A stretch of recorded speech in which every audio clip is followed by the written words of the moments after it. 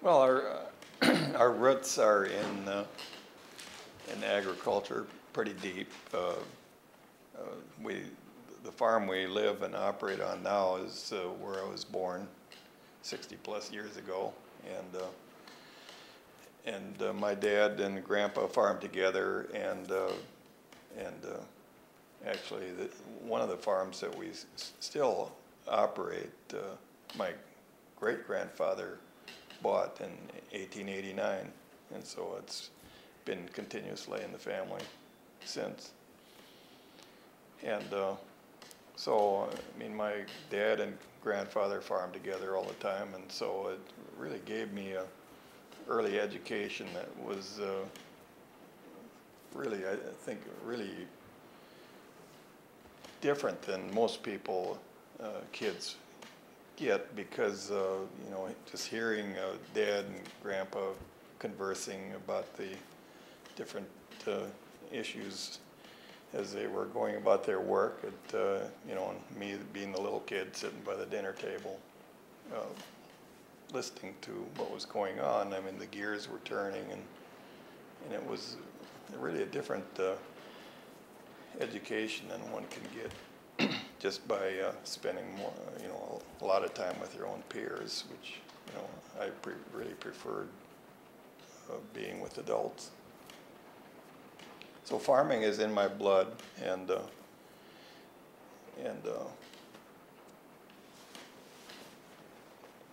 one thing that's always intrigued me is alternate energy. I guess I think one of my first thoughts of there ought to be something better to do with our corn than hauling it to the elevator. In fact, we used to haul it to grain terminals in Savage and South St. Paul and the like, and sometimes sitting out in the truck in line to unload for 6 hours at a time. And some years you might have a good crop, but not you know, really being able to cash flow things because prices weren't really what they should be. And so I remember one time I was thinking, you know, there really should be something else we can do with this corn. Started thinking of ethanol, that kind of thing. It was not really talked about that much in those times, but that was probably in the mid-70s when that happened. So I mean, ever since, that's kind of intrigued me. And coming into the library here now, what's the first thing that catches my mind but growing fuel? So I mean, it still intrigues me. And so we did quite a bit of experimentation with different crops too, like Jerusalem artichokes. We did some research on sweet sorghum. In fact, we were involved in a research project with the VOTEC in Mankato. Had some state grant money we worked with in getting equipment that is often used with sugar cane in extracting the juice and fermenting that. And the logic was that it's easier to work with, being that you're not having to convert the starch to sugar first. It's just a fermentable sugar you throw the yeast in, let it ferment, and then you'd have the beer, which could be distilled into fuel grade ethanol. So we spent several years at that. A lot of alternate energy projects happened in about 1979. It's when the fuel was high. There was high inflation, and there were a lot of small plants were started on farms at that time. And but you know, it's technical enough where you have to be a biochemist, and you know, and there's just a, you know, mechanic, a lot of different aspects to doing it. And so by the time a, you know, one-man operation gets something functioning, you've probably just about burned yourself out on it. So in the mid-'80s, there was a lot of this equipment was already laying in the woods and stuff like that, and I just got it in my mind, the challenge of maybe scrounging some of this stuff together, and for like 10 cents on the dollar, building an ethanol plant that would function. And we did. We refitted one of our outbuildings to with we had a distillation column that was 12 inches in diameter and 20 feet high, 2 of them. And we had the boiler and all the paraphernalia and stuff to operate this thing. And then when this project came by around from Mankato, this sweet sorghum project, what would happen is that the juice would be put in a big plastic bag in the ground. I mean, it was, I don't know if this thing handled maybe 50,000 gallons, something like that. And then you'd throw the yeast in there, let it ferment, and just about everything that came out of that project we hauled to our place and distilled in our little plant. It was in experimenting with that with corn, trying to find cheaper, easier ways of converting corn to ethanol, is where we stumbled onto some of this corn that kind of halfway exploded and had a nice texture and flavor to it. And so we started passing some of this around to our friends, and they were intrigued enough with it that they encouraged us to get into business ourselves with that. And so it was really kind of 2 years after that we researched. You know, our original idea was to find a company that would work with it, and we'd just collect a little royalty and then be on our way. But we found out that substantial companies don't want to pioneer things. They want something with a track record and cash flow and a financial statement.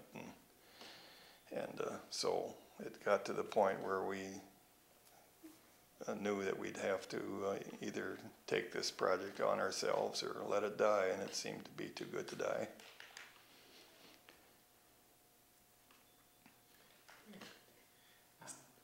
Stan is an alternative energy nut, and he's very mechanical. So back in 1990, about Thanksgiving time, was when he was trying to find a cheaper, easier method for making ethanol from corn than what was traditionally done. And so he had found some enzymes or something from Florida, I believe it was, and was going to try making the ethanol with those enzymes.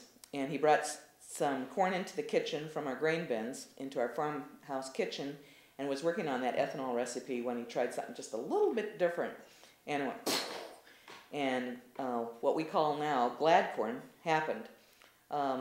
There are quite a few different stories that could be told just about how we've gotten in, well, not so much into the business, but the interesting things that have happened because of the business. It's a lot different to be able to go to a store and say, here's our product, we're charging X amount for a case of this, instead of going to the grain elevator, which is commonly done with farming, and saying, how much are you going to give me for this, truckload of corn? So the other thing that's kind of fun about selling Gladcorn is that we get phone calls almost every day from people saying how much they like the product and thank you so much for making it. I'm addicted to this. And we've even had one person tell us that his wife thinks that she's going to have to go to Gladcorn Anonymous because she's so addicted. So it's really kind of fun to hear these various stories and to just have people tell you what they think of the product. And almost always it's positive, which you seldom hear as a farmer when you're just growing food. So the texture of Gladcorn is kind of a cross between popcorn and corn nuts, but it's easier on your teeth than corn nuts is what people tell us. And I don't know, it's been interesting to hear how various people have used the product as well. Some of them use it instead of croutons on salads, and with people that have gluten intolerance now, celiac disease, that's been kind of fun to promote Gladcorn in that venue, that they can use it instead of croutons. Or, and I kind of kiddingly tell people when we're at a show demoing the product that Gladcorn goes good with just about everything except gum. Mixing the texture of the Gladcorn and gum just isn't it. But in a sense, so we were married in 1980, and Stan, being as mechanical as he is, had been dreaming even since he was in second grade, going to school in Mountain Lake public school, that he would be sitting in the classroom, and instead of paying close attention to what was being taught in the classroom, he's hearing all these semi-trucks going down the highway that went through town, and you had your Detroit engines and your Cummins engines and stuff like that in the semis, and he's listening to those engines, and he's thinking, someday I'm going to build a tractor out of that with that Cummins engine in it. And he actually has done it, and it's called the Brute. So it's a pretty big tractor, and we've used it in field work quite a bit. And I think you've built, what, a total of like 4 different tractors? About 3. 3? Yeah, that was in 1979 when we built the Brute. Excuse me. And it's truck parts. We went from, it was near Omaha, we bought a white Freightliner, kind of started out with that frame, and went to Hibbing, Minnesota, to the iron mines, found a rear axle out of a 45-ton mining truck, and brought that home and matched this together, and that had a double reduction gear in it, so that all we needed to do was hook the truck transmission and the axle, with the drive line, and the speeds work out just right from 1.5 to 28 miles an hour. Which was, it's pretty common now, I think, in tractors, but back in the late 70s, early 80s, it was pretty rare to see a tractor that could go down the road that fast. But yeah, he put it all together, and we haven't had any children, so when we were first married, I was trying to find, what am I going to do with my days, and I found out that when I thought I liked yard work, I found out I really didn't. And I knew I didn't like housekeeping, but I did like office work. So when we started with the Gladcorn, then that's one of my jobs, is to do the office work. And so really enjoyed that. And this has also given us an opportunity to employ some local people in part-time jobs mostly, but we do have one full-time person who has gotten to be our best friend, and we just have super people that we work with the Gladcorn business. If we're gone, they can run things. We don't have to worry about anything. They have taken ownership, really, about how they do everything.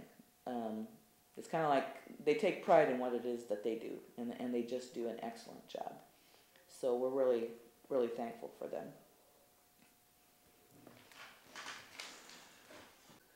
Well, as you've been talking, I've been munching on this stuff, and you're right, it's addictive and good, and I can see, I don't know, where's it been all my life?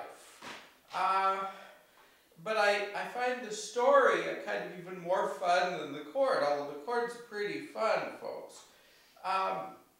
I mean, this idea of this tinkering going on. So did you have, like, while you were, taking semi-engines and putting them in tractors and monkeying about with ethanol, were you also, like, big-scale farming, or where'd the money come from? Well, actually, seems like a lot of my projects that kind of integrate with the farm. I mean, it's we farm about 500 acres, corn, Which is soybeans. pretty small. Yeah. This day. Well, it was fair size at one time, but the neighbors keep expanding, and we, at some point I made a decision that this is enough. I mean, if you want to expand, you know, you can diversify into other things. And so we have, I mean, I've always tried to maintain enough discretionary time so that you have a little time to dream about things. And it's like, that was one of the factors in building the Brute, for instance, is that there was a need for it. I mean, we needed a sturdier tractor, and the late 70s was a time of high inflation. I mean, the new tractors were selling for list price plus, so they're very expensive, and so that's what, you know, I figured, well, you know, the cash flow was supporting it, because basically what I put into this thing was a lot of work, but the cash was probably 1 year's interest on a new tractor is what I probably invested in this thing, you know, about $10,000 I figured. And so we started scrounging around for parts, and so we bought a truck, and the axle came out of the mines in Hibbing, and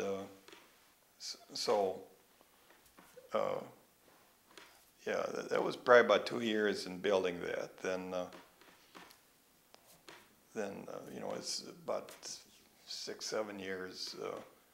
We used that was our main horsepower for all the heavy tillage, you know, the chiseling and that type of thing. And so, I mean, it worked well.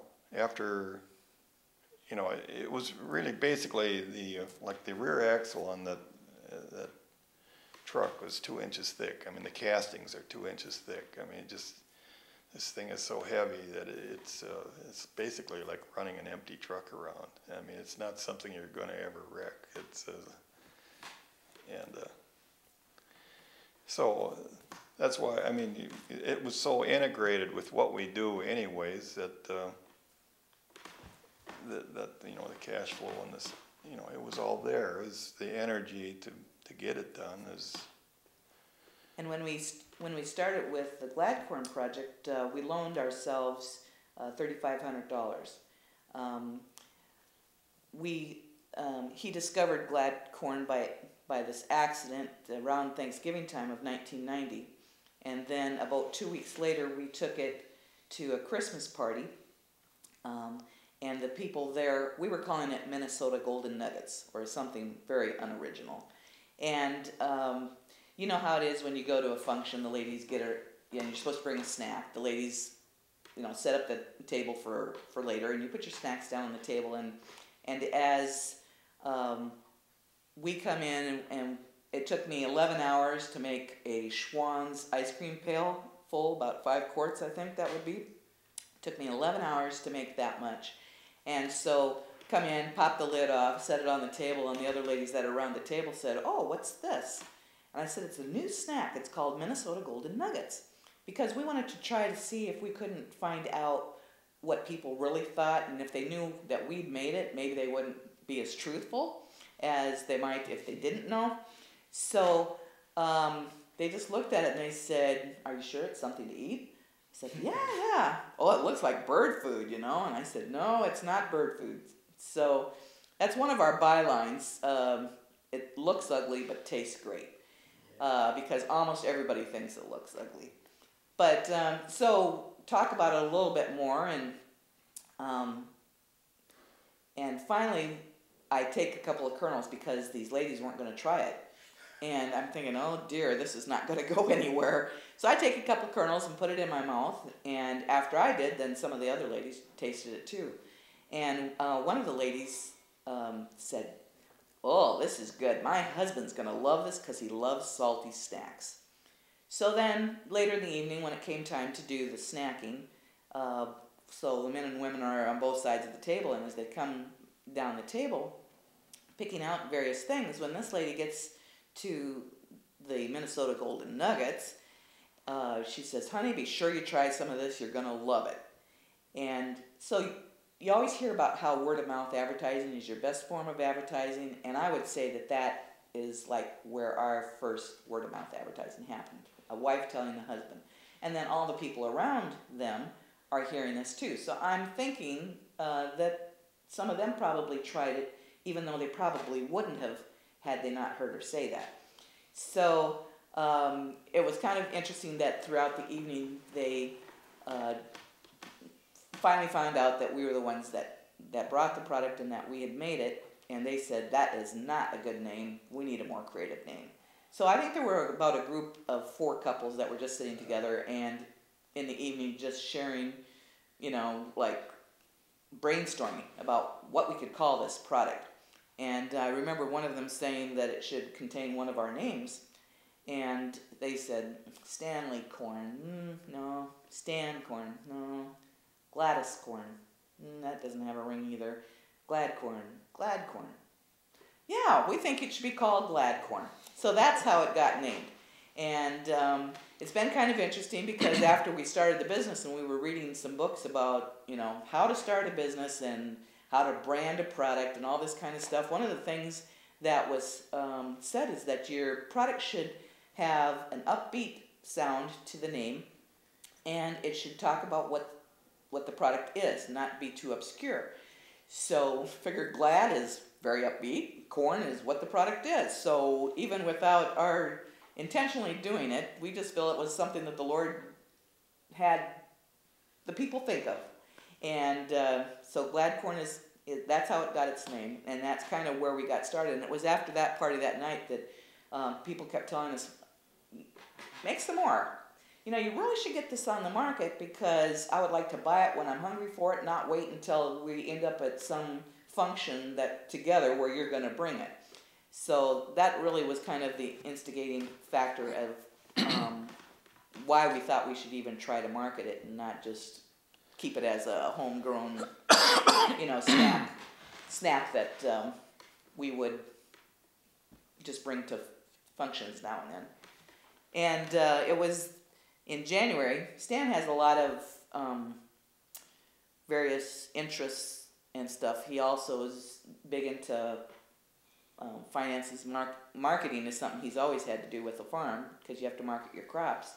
But stock markets and stuff like that, he's in finances. How would you describe that? Money matters. So anyway, in January, we went on a trip down to Florida. And we come from a Mennonite community. And so there was something back then called Mennonite Your Way, which is people sign up to let other people come and stay overnight in their homes. And all that's asked is that you pay, back in the early 90s, was that you paid, I think, $15 for the use of their bed. It gave you a chance to visit with people and kind of interact. And then they also ask that you bring something from your local community to share as a thank you gift for housing. And they weren't obligated to serve breakfast. So it was interesting when we went on this trip to go to a financial conference down in Orlando that we took along some of this now called Gladcorn with us and decided we would see whether or not it was just something that people in Mountain Lake liked, or by then we have also, you know, here in Southwest Minnesota, several different people had tried it and they liked it. So this would give us an opportunity to find out if it was just a regional taste or if it was, you know, more of a national taste. So as we went down and we did this Mennonite Your Way thing, that was one of the gifts that we gave before we left these people's home. And without fail, everybody said they liked it, which was a great thing. You know, maybe we're onto something here.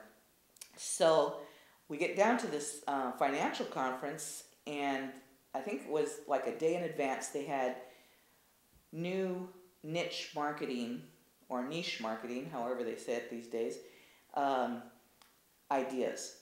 And so we thought, well, if we do this corn project, it's probably not a bad idea for us to sit in and kind of learn what we can about running a small-scale business, different than the farm business. And it was really interesting. This was back before the little pizza ovens that are now, well, I think they're still in like bowling alleys and skating rinks and things like that. That was one of the things that they were promoting and selling. And then there was also frozen yogurt, popsicles, and you would buy the little freezer to set into convenience stores and things like that, because that wasn't happening back in the early 90s. So things have developed since then. That's not new and unusual anymore. But some of the things that we learned in those sessions was kind of fun. And then we handed some product to one of the organizers of that financial conference. And he asked if we wouldn't stay a day later, because he had some of the hierarchy within the company taste it, and they had some ideas that they wanted to run past us. So as things turned out, we spent Monday morning with this company, and they were thinking about taking the product on, and they had manufacturing facilities out on the West Coast, and they were looking for products to kind of support this whole idea of the niche marketing plans that they had. And through the course of conversation, we were to come home, get the recipe, the exact recipe, because it couldn't have been just making it, by your shirt tail, just guessing how to do it. But we were to come home, make the exact recipe, so we could write it down and make it on a larger scale, so that they would have something with which to go off of in Oregon. And so that's what we did. My mom came over for about 2 weeks, and she and I worked on all different kinds of parameters until we came down with the exact recipe. And then, as has happened so often in this project, Stan called back down and told them we had the recipe, and how's the they were going to have their art department come up with designs for bags and things like that.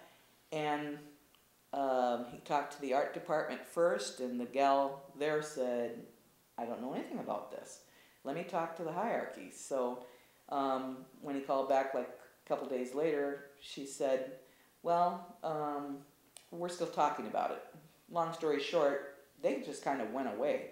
So that's kind of how the Lord's done things in this project.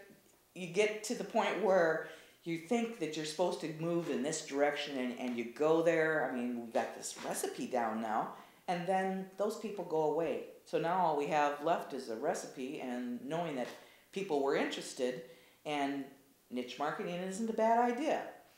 So I think the very first day that, originally, like Stan said, the ethanol plant was in one of our barns when we were first married in '80, that we raised hogs.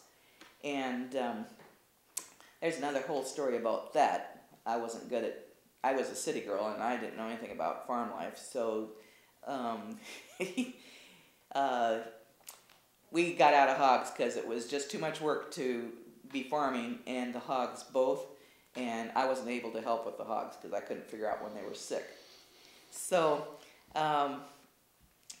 let's see, where was I going with that? So these barns had laid empty for like 10 years pretty much, other than that ethanol plant, which was using just a small portion of the barn. So when we decided that it was going to be up to us, if this product was going to do anything, then we were going to have to make it. And so we called the inspector, Department of Agriculture, food inspector, to come out, just with the barns being empty. It was just a rough and rustic barn. Yeah. Remember telling him, I says, I gave him a little rundown about what we were hoping to do, and I says, if you want to kill this project, kill it now before we spend any money on it. And they were very good about it. They gave us the copy of the good manufacturing practices, which kind of it spells out the codes that what the requirements are. Concrete floor was good enough. Drywall, painted drywalls, interior, and like a bathroom was required, and a hand washing sink inside, hand washing sink outside, and then a triple sink to wash your utensils and equipment. So once we knew that, then we proceeded, and I think we did that all. It was just a part of this building that had the ethanol plant in too, and because we had no experience with really retailing or marketing anything, and so we figured we'd just start with a small scale and see where it went. And because of his interest in finances, what's your tagline about capital? Our philosophy is to capitalize on savings and expand on earnings, and so we had worked well for savings. us. Yeah, we had savings. So we loaned the new company, the snack company, which we called GEF Gourmet Foods.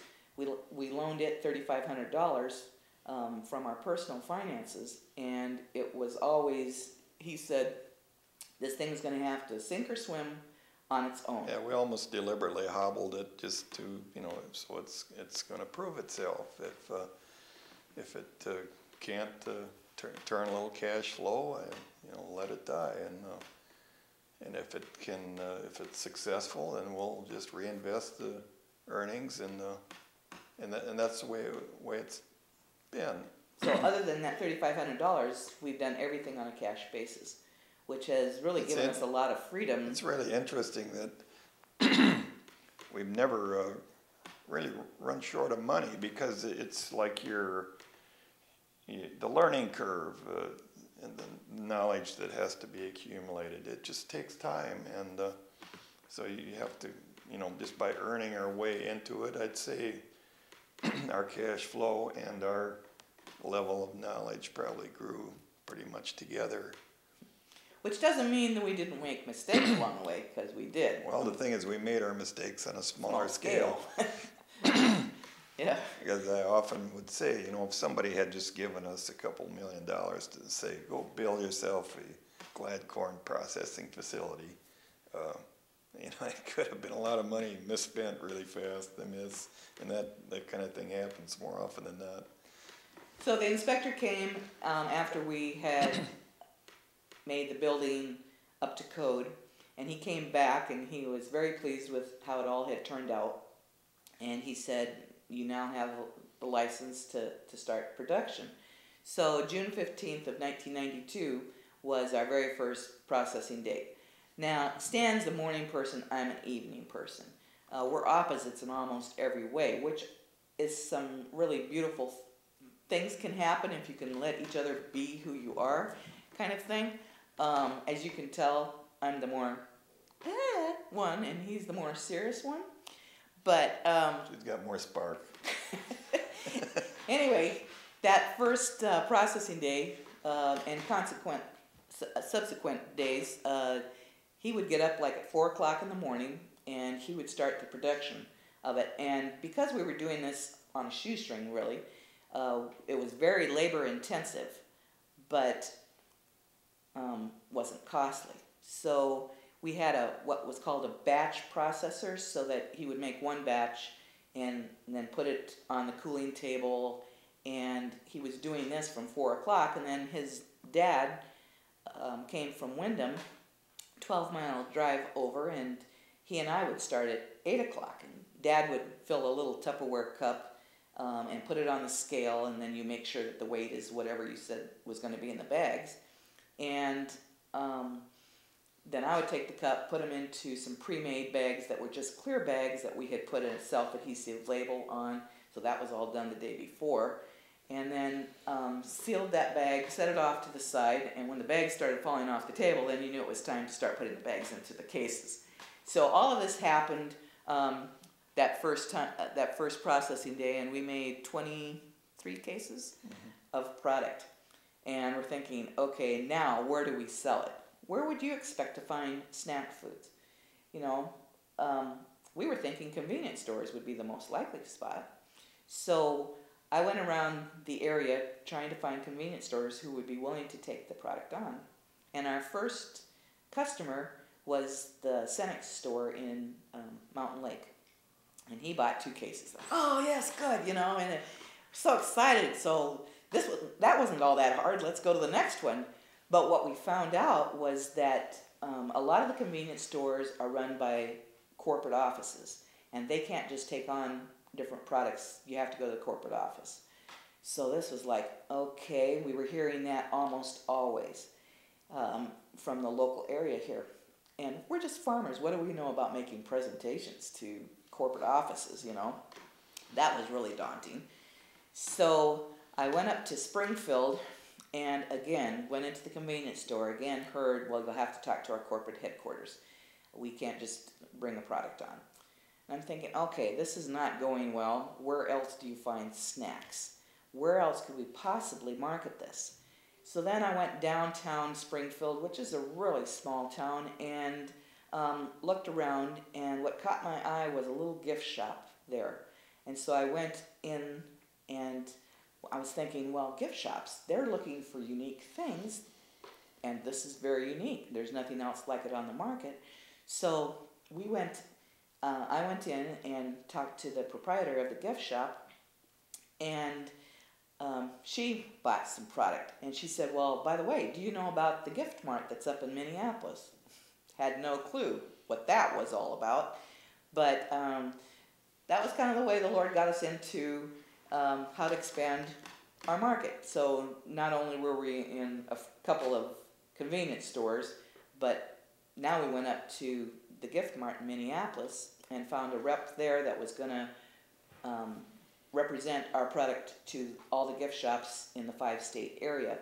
There was a potential, at least, that we could get into a lot of gift shops that way, and that's happened. And I think that happened almost right away, within a month or so of July or August. By then we were, I think, had a showroom in the gift mart, which has been a very good thing for us. The project grew geographically real fast, and I think gift shops were really a key part to that, because it's traveling people that go to gift shops, and so they might find it in a little gift shop in Minnesota, and they go back home to Colorado or California or wherever and call us up and say, hey, can we get some more of this? And so that's kind of how we grew. And again, that whole word of mouth advertising thing is basically how we grew. Then another thing that happened pretty early on, I think it was August or September, is there's a little food co-op in Windham, which is 12 miles from us, and I had gone there, and she was willing to take the product on because it was a local product. It was natural, only had 3 ingredients: corn, non-hydrogenated soybean oil, and sea salt. That was kind of their type of products that they sell. So she was buying in bulk, and what we suggested doing is setting out a small sample so people could taste the product, because, like we said earlier, it's looks that do not sell it. And so there was a bowl with a spoon in, and the truck driver that delivers most of their merchandise to them for reselling comes from a distribution center out of the Twin Cities.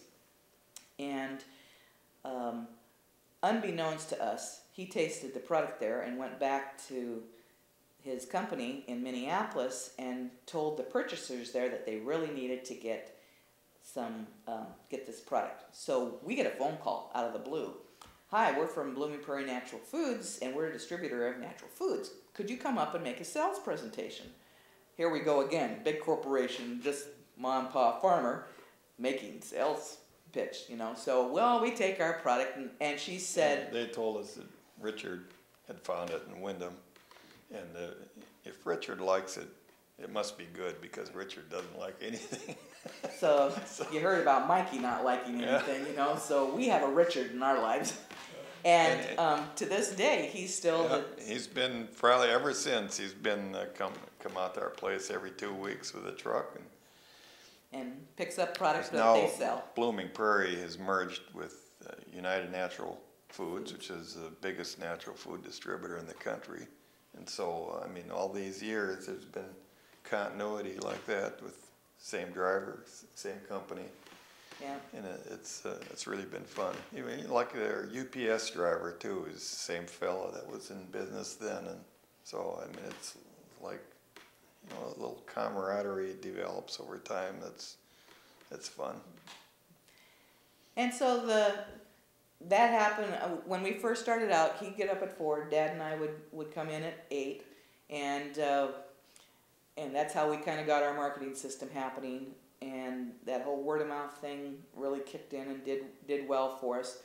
And then eventually it got to be that we were getting busy enough that I was staying up late at nights, and we were pretty much passing in the nights because he would get up early in the morning.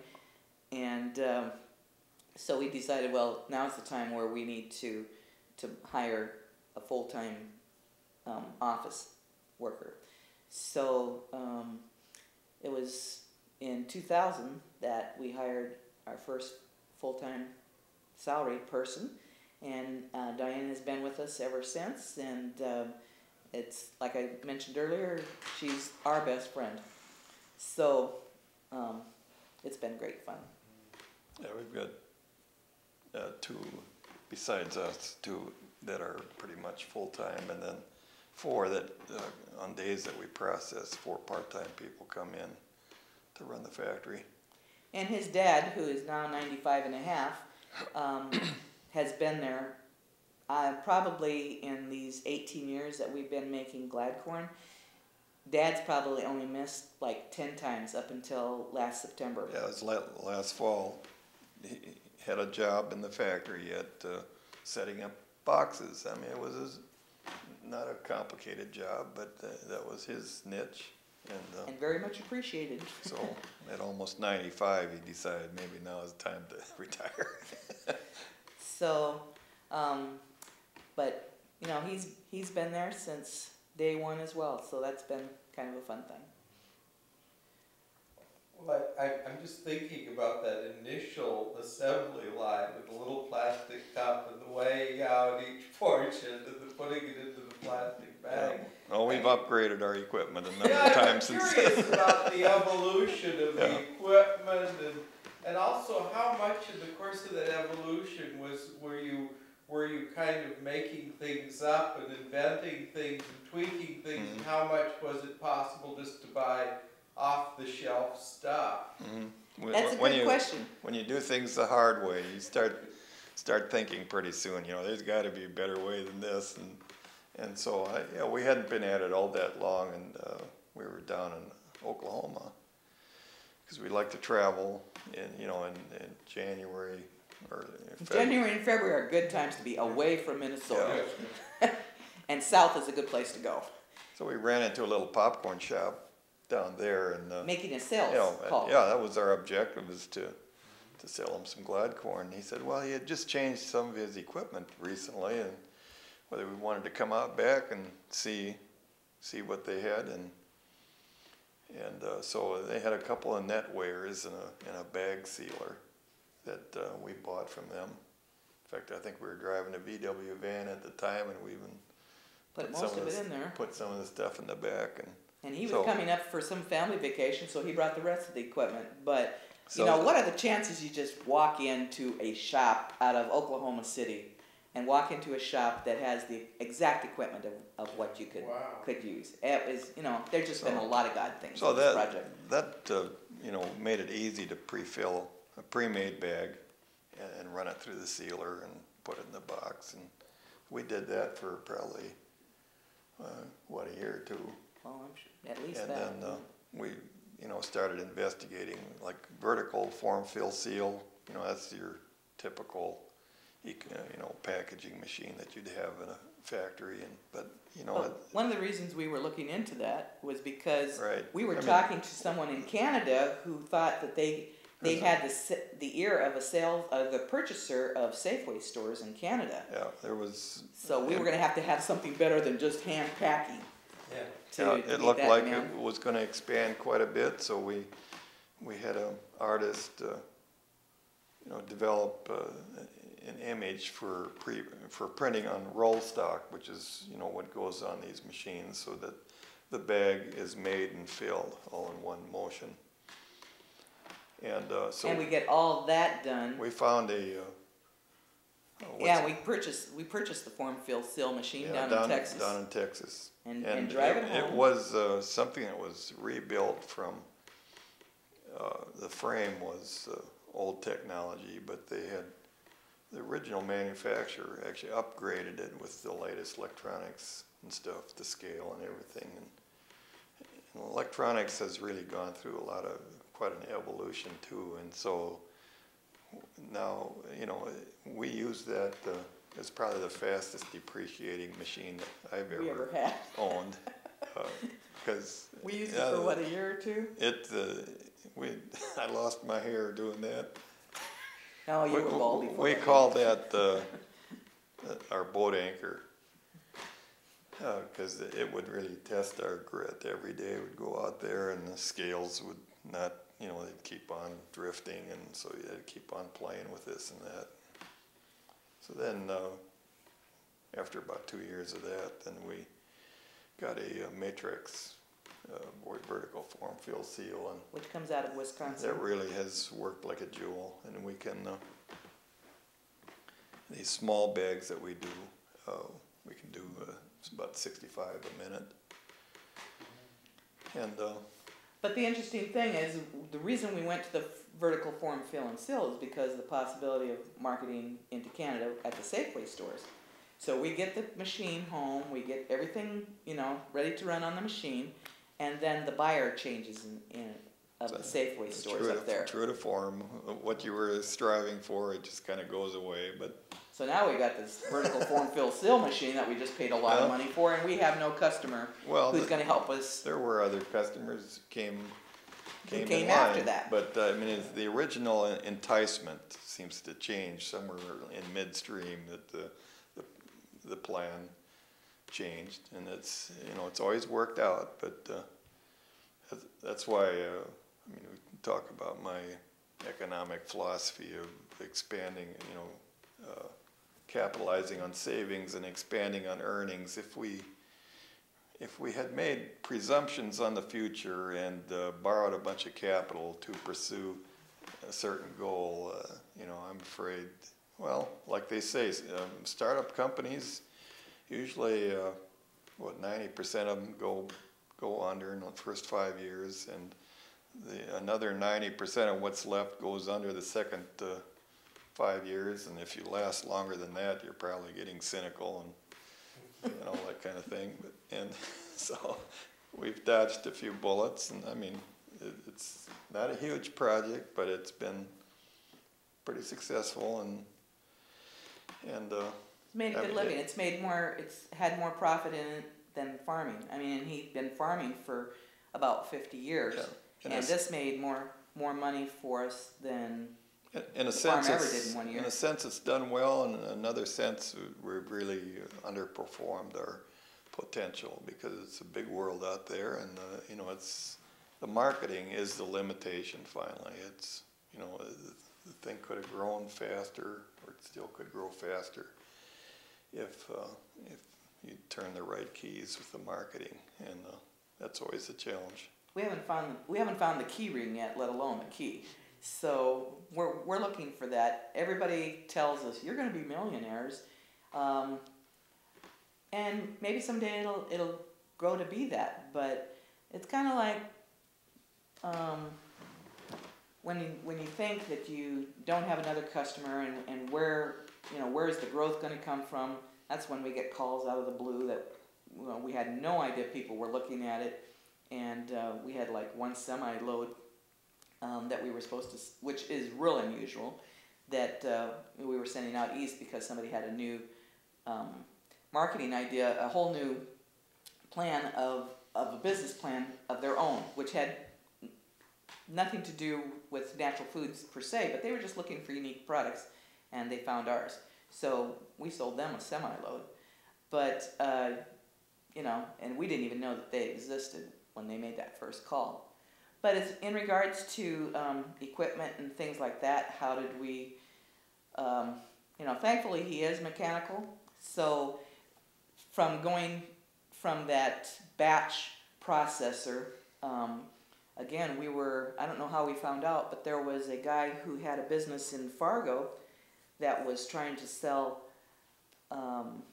his processing equipment, and he'd been making a wheat product similar to what we were doing, but his key employee left, and he had a heart attack, and so he just needed to get rid of his equipment. So we went up there, and he had a continuous processor. So instead of doing the batches and a lot of manual labor, we migrated to the next step where even in the manufacturing part of it, we had to do some little bit of tweaking. That was our second continuous flow unit already. Oh, really? Okay. I was thinking it was the first. All right. Yeah, but that's kind of how, and that's the one that we're currently using now, is that piece of equipment for the processing end of things. So we pretty much think outside the box on almost everything. So I have to ask, I mean, one of your initial ideas was to get a better price for your corn than you could at the elevator. How much of your corn do you end up putting into this product? Great question. Well, actually, I mean, from a farming standpoint, it's not a big deal. It's probably 40, 50 acres worth of corn. Then on the other hand, when you think that our small bag is a half ounce. Why don't you hold up a bag Yeah. for the viewers here? Great. That's great.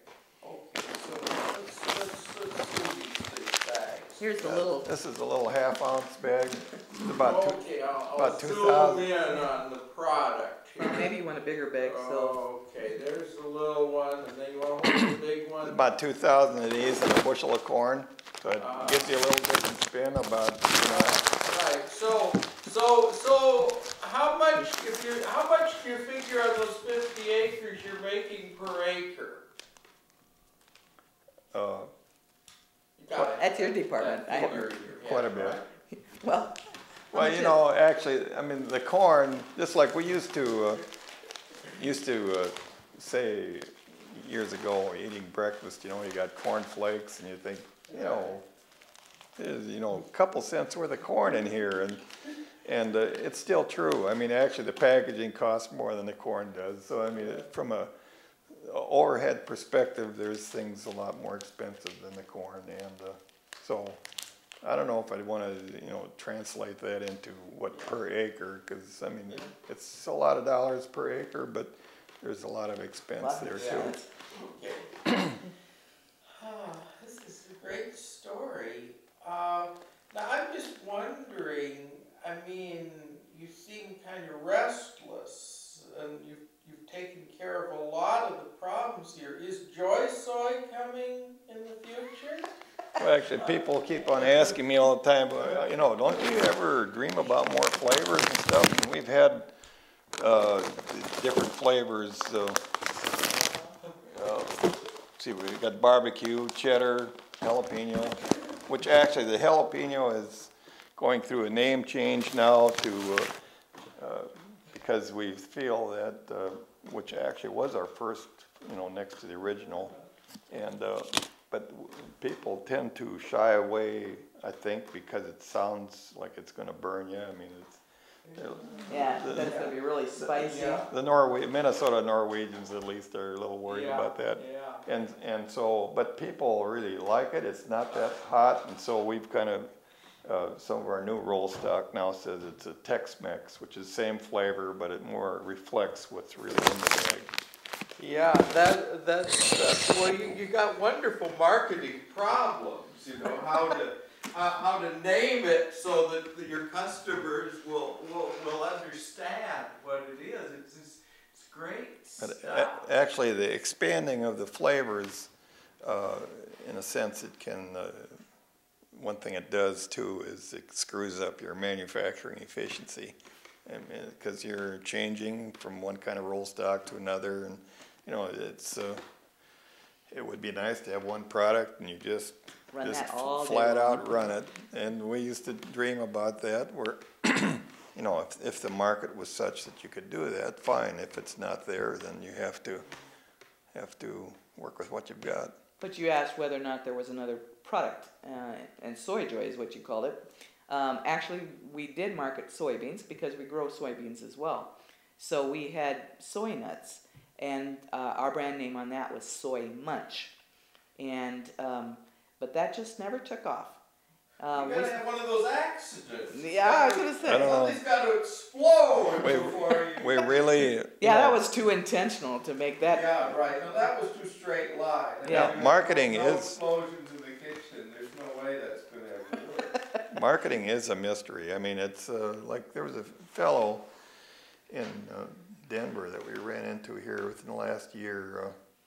Remind me of the name now. Oatmealius is the name. Oatmealius. Yeah, he had a. His son was a fussy eater, and he was a creative type, and he mixed Gladcorn, oatmeal, almonds, and this agave sweetener. Syrup. It's very, very good product, and so last winter we took it to a show we did in Las Vegas, and one in the Natural Food Expo in Anaheim, California, and we gave it every bit equal billing with our own product, thinking it would do him some good, and it would maybe extend our line that way, and got good response. But as far as making a sale someplace, or getting it to move, that's a mystery. What the consumer goes for and what they don't, and what it takes. So you just have to roll with the punches, and there's always a plan B. There's other ways you can do it if something doesn't work. Well, in the very chair you're sitting in, yesterday I had a guy who was talking about working a 19-hour day. It's in my head to ask how hard you work at this. Oh, we've got days like that.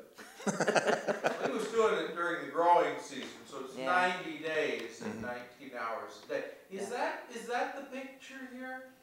Well, like she mentioned earlier that in our startup phase, there was a time when she and I would almost pass during the night. I mean, she'd be working on the books really late, and I'd get up really early to start the processing. And I mean, you can do that for a while. You can't do that for long, And so that's when you start.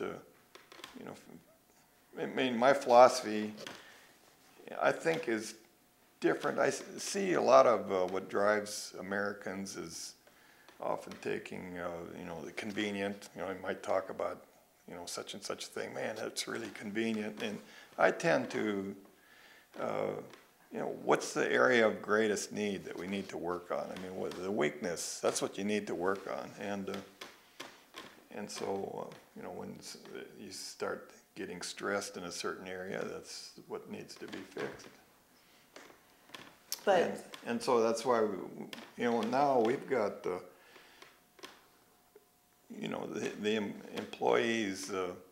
Actually, on the days that we process, I don't spend very much time at all in the factory. I mean, I'm there a little, but if we have a problem, he's the one we call, because he knows how to fix just about anything. That's if the project were a little bigger, ideally, if there could be a manager yet to replace me altogether, that would be good, because that I could spend more time on the creative side of things, which it's kind of a paradox in a way, but I mean, it's the physical activity can really camouflage the creative side. I mean, you've got to have a little discretionary time and liberty to be able to dream. And that's the part that if I get crowded too much, that I get really restless. And that whole creative side goes down. So, but yes, one of the things that when we first discovered Gladcorn, and I said to him, well, this thing in Florida didn't take off, so maybe we just need to do this ourselves. And he said, I've got a full-time job farming. I don't need another job.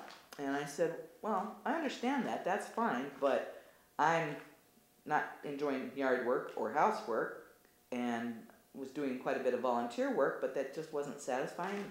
And I said, if you get the equipment up and running, I'll run the business side of things, and then you won't have a separate job, a second job. You'll just have the farming job. Well, that was all fine and good in theory, but the reality is we make any of the major decisions together. But Diane and I do the vast majority of decision making, things that are done over and over. We do the day-to-day stuff pretty much, and then when something goes wrong, we call him. If we got a difficult customer, I get called in. Neither of us likes to deal with. Diane and I don't like to deal with those kinds of customers, so he gets called in. But so it actually has turned out that he has 2 full-time jobs, and every day, not necessarily 19 hours, but his brain doesn't even rest at night. If there's something that we can't figure out during the day, usually if he sleeps on it, like when he wakes up in the morning, it's like the answer is there. And so that happens a lot, but. Well, I guess this is my last question. I'm a little curious about what the creative side is churning away at. What's not, as my friend's son used to say, what's not new yet? That's a good line. What are you thinking about? Well, just like the thing that got us into this originally, the alternate energy and stuff, that still churns away in my mind. It's I've got a project now in the shop that's a magnetic gizmo that is supposed to do what the laws of physics say you really can't do. Is it's not really creating more energy than you're putting in, but you are you're pulling in magnetic fields into the process to where the output may be greater than what the input is, and it's not perpetual motion, but I mean man, if I can't think of stuff like that, doing the impossible, then I get restless. I mean, there are a lot of things out there that are still left to be invented, and it doesn't say that I'll ever master some of those things, but that's kind of what drives me. He'll enjoy trying. Yeah. Thank you so much for giving me your time, and best of luck